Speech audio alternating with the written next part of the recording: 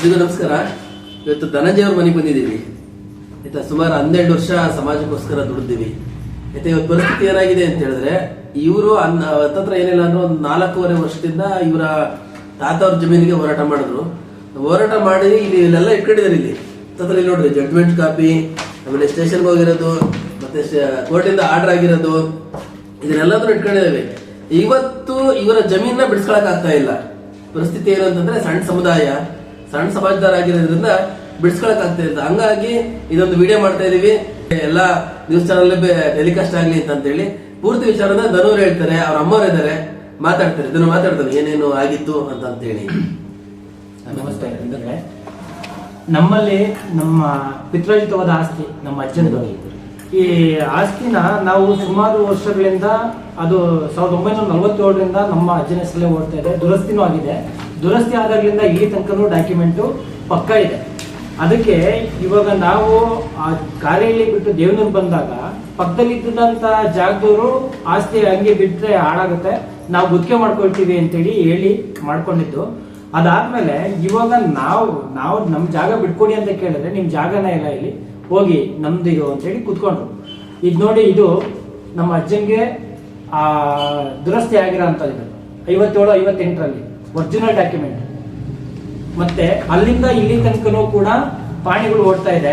68ರಿಂದ ಪಾಣಿಗಳಿದೆ, up to still ಇಲ್ಲಿ ತನಕನೂ ಇದೆ. ಮತ್ತೆ ಈ ವಿಚಾರವಾಗಿ ನಾವು ಜಮೀನಿಗೆ ಹೋದಾಗ ಅವರೆಲ್ಲ ನಮಗೆ ತುಂಬಾ ತೊಂದರೆ ಕೊಟ್ಟರು, ಒಳಗೋಗ್ಲಿಕ್ಕೆ ಬಿಡ್ಲಿಲ್ಲ, ನಮಗೆ ಹಲ್ಲೆ ಮಾಡಿದ್ರು. ಅದಾದ್ಮೇಲೆ ನಾವು ಕೋರ್ಟ್ ಮುಖಾಂತರ ಹೋಗೋಣ ಅಂತೇಳಿ ಕೋರ್ಟಿಗೂ ಹೋದ್ವಿ. ಕೋರ್ಟಿಗೂ ಹೋಗಿ ಅಲ್ಲಿ ಹೋದ್ಮೇಲೆ ಕೇಸ್ ಫೈಲ್ ಮಾಡಿ, ನೋಡಿ ಇಲ್ಲಿ ಡೇಟ್ ತೋರಿಸ್ತೀನಿ, 17/1/2022ರಲ್ಲಿ ನಾವು ಕೇಸ್ ಹಾಕಿದ್ದು. ಅದು 22/9/2023ರಲ್ಲಿ ಇಂಜೆಕ್ಷನ್ ಆರ್ಡರ್ ಆಯ್ತು. ಇದು ಕೂಡ ಇದಾದ್ಮೇಲೆ ಮತ್ತೆ ನಾವು ಸ್ವಾಧೀನಕ್ಕೆ ಹೋಗೋದಕ್ಕೆ ಅಂತೇಳಿ ಜಮೀನ್ ಹತ್ರ ಹೋದ್ವಿ. ಅವಾಗ 10 ಜನ ಬಂದು ನಮ್ಮ ಮೇಲೆ ಹಲ್ಲೆ ಮಾಡಿ ತುಂಬಾ ಗಲಾಟೆ ಮಾಡಿದ್ಮೇಲೆ ನೋಡಿ,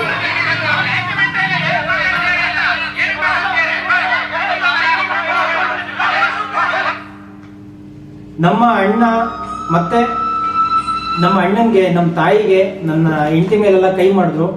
ಅದನ್ನ ಈ ವಿಡಿಯೋ ಎಲ್ಲ ತಗೊಂಡೋಗಿ ಕಂಪ್ಲೇಂಟ್ ಕೊಡ್ಲಿಕ್ಕೆ ಹೋದ್ರು ಕೂಡ ಪೊಲೀಸ್ ಸ್ಟೇಷನ್ ಅಲ್ಲಿ ಕಂಪ್ಲೇಂಟ್ ತಗೊಳ್ಳಿಲ್ಲ ಅವರು. ಮತ್ತೆ ನಮ್ಮ ಮೇಲೆ ದೌರ್ಜನ್ಯ ಮಾಡಿದ್ರು. ಇಷ್ಟೆಲ್ಲ ಮಾಡ್ಕೊಂಡು ಎಲ್ಲ ಆದ್ಮೇಲೂ ಕೂಡ ನಾವು ಮತ್ತೆ ಇನ್ನೊಂದ್ಸಲ ಕಂಪ್ಲೇಂಟ್ ಮಾಡಿದ್ವಿ, ಕೇಸ್ ಹಾಕಿದ್ವಿ.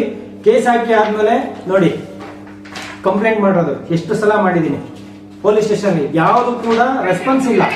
ಬರೀ ಕಂಪ್ಲೇಂಟ್ ತಗೊಳ್ತಾರೆ ಮತ್ತೆ ಸೈಲೆಂಟ್ ಆಗ್ತಾರೆ. ಇಲ್ಲಿ ನೋಡಿ, FIR ಹಾಕಿ ಅಂದ್ರೆ ಆಗ್ಲಿಲ್ಲ, ಬರೀ ನಾಮಕಾವಸ್ಥೆಗೆ ಕಂಪ್ಲೇಂಟ್ ತಗೊಂಡು ಹಾಗೇನೆ ಬಿಟ್ರು. ಮತ್ತೆ ಅವರೇ ನಮಗೆ ಹೇಳ್ದಲೇ ಕಂಪ್ಲೇಂಟ್ ಕ್ಲೋಸ್ ಮಾಡೋದು. ಇದೆಲ್ಲ ಪೊಲೀಸ್ ಸ್ಟೇಷನ್ ಕಂಪ್ಲೇಂಟ್ ಕೊಟ್ಟರಂತ ಕಾಪೀಸ್.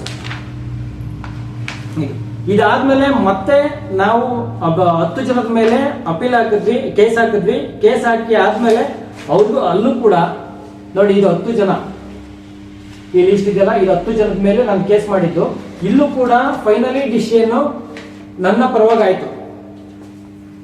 ಇದು ನೋಡಿ,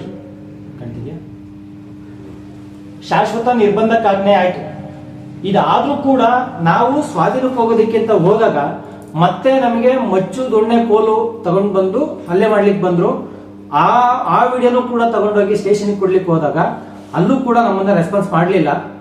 ಯಾಕೆ ಅಂತಂದ್ರೆ, ನಮ್ದೊಂದು ಸಣ್ಣ ಸಮುದಾಯ, ನಾವು ಒಂದು ದೊಡ್ಡ ಸಮುದಾಯದ ಮುಂದೆ ನಾವು ಹೋರಾಡ್ಲಿಕ್ಕೆ ಆಗಲ್ಲ. ಇದಕ್ಕೋಸ್ಕರ ನಮ್ಮ ನಾಯಕರಿಗೆ ನಮಗೊಂದು ಬೆಂಬಲ ಕೊಡಿ ಅಂತೇಳಿ, ಬೆಂಬಲ ಸೂಚಿಸ್ರಿ ಅಂತೇಳಿ ಕೇಳ್ಕೊಂಡ್ವಿ.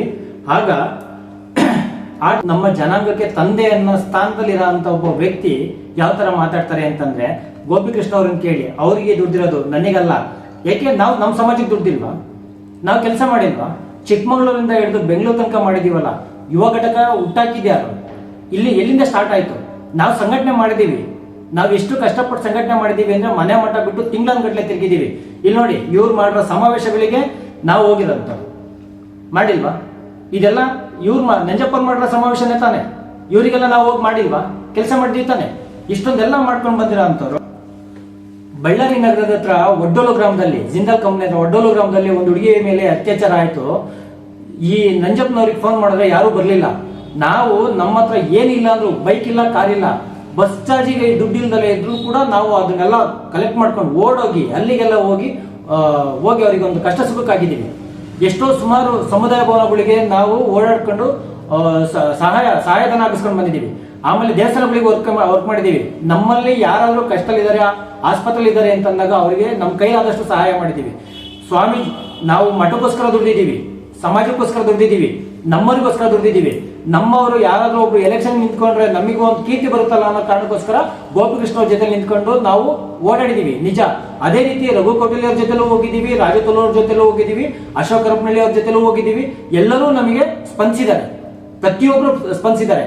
ನಾವು ನಮ್ಮ ಸಮಾಜದ ಕೆಲಸ ಕಾರ್ಯಗಳನ್ನ ಮುಂದೆ ನಿಂತ್ಕೊಂಡು ಮಾಡಿದೀವಿ ನಮ್ಮ ಸ್ವಂತ ಖರ್ಚಿಂದ.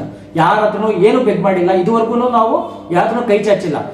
ಹಂಗಂತ ಹೇಳಿ ಗೋಪಿಕೃಷ್ಣ ಅವ್ರು ಬರ್ಲಿ, ಅವ್ರು ಬರ್ಲಿ, ಇವ್ರು ಬರ್ಲಿ ಅಂತ ಹೇಳಿದ್ರು ತಪ್ಪು. ನನಗೆ ನಿನ್ನೆ ಸ್ವಾಮೀಜಿಯವ್ರು ಫೋನ್ ಮಾಡಿದ್ರು. ಸ್ವಾಮೀಜಿಯವ್ರು ಫೋನ್ ಮಾಡಿ ನಮಗೆ ಮಾತಾಡಿದ್ರು. ನನಗೆ ಆಕ್ಚುಲಿ ಏನಾಗಿತ್ತು ಅಂತಂದ್ರೆ, ನಮ್ಗೆ ಇಷ್ಟೊಂದೆಲ್ಲ ಇವ್ರು ಮಾಡೋ ಆಕ್ಟಿವಿಟೀಸ್ ಎಲ್ಲ ಬೇಜಾರಾಗ್ಬಿಟ್ಟು ನನಗೆ ಈ ಜಾತಿನೇ ಬೇಡ, ಈ ಜಾತಿ ತಾನೇ ಇಷ್ಟೆಲ್ಲ ಆಗೋದು, ಕ್ರಿಶ್ಚಿಯನಿಗೆ ಕನ್ವರ್ಟ್ ಆಗ್ಬಿಡೋಣ ಅಂತ ಇದ್ದೆ. ಆ ಟೈಮಲ್ಲಿ ಸ್ವಾಮೀಜಿಯವ್ರು ಫೋನ್ ಮಾಡಿ, ನೀನ್ ಯಾಕಪ್ಪ ಇಷ್ಟೊಂದೆಲ್ಲ ತಲೆ ಕೆಡಿಸ್ಕೊಂಡಿದ್ಯಾ, ಅದೆಲ್ಲ ಮಾಡಬೇಡ, ನಿನ್ನ ಪರವಾಗಿ ನಾವಿದೀವಿ, ಏನೂ ಆಗಲ್ಲ, ನಾವು ನಿಮ್ ಜೊತೆ ನಿಂತ್ಕೊಳ್ತೀವಿ ಅಂತೇಳಿ ನನಗೆ ಒಂದು ಸಮಾಧಾನ ಮಾಡಿದ್ರು. ಹಾಗಾಗಿ ಅದಾದ್ಮೇಲೆ ನನ್ನ ಕರ್ನಾಟಕ ರಾಜ್ಯದ ಮಡಿವಾಳ ಜನಾಂಗದವರು ತುಂಬಾ ಜನ ನನಗೆ ಧೈರ್ಯ ತುಂಬಿದ್ದಾರೆ. ನಿಮ್ ಜೊತೆ ಬಂದು ನಿಂತ್ಕೊಳ್ತೀನಿ ಅಂತ ಹೇಳಿದ್ರ, ನಿಮ್ಮೆಲ್ಲರಿಗೂ ನಾನು ಚಿರಋಣಿಯಾಗಿರ್ತೀನಿ. ಆದ್ರೆ ಇಂಥ ಒಬ್ಬ ನಾಯಕ, ಒಬ್ಬ ಮಾತೃಸ್ಥಾನದಲ್ಲಿರುವಂತ ಒಬ್ಬ ವ್ಯಕ್ತಿ ಈ ತರ ಮಾತಾಡೋದು ತುಂಬಾ ಅನ್ಯಾಯ. ಅದು ನನಗೆ ತುಂಬಾ ಮನಸ್ಸಿಗೆ ತುಂಬಾ ನೋವಾಗಿದೆ. ಇದೇ ತರ ನನಗೆ ಆದ ಪರಿಸ್ಥಿತಿ ಬೇರೆ ಯಾವ ಮಡಿವಾಳಿನಿಗೂ ಆಗ್ಬಾರ್ದು ಅಂತ ನಾನು ಕೇಳ್ಕೊಳ್ತಾ ಇದ್ದೀನಿ. ದಯವಿಟ್ಟು ನನಗೆ ಸಹಾಯ ಮಾಡಿ.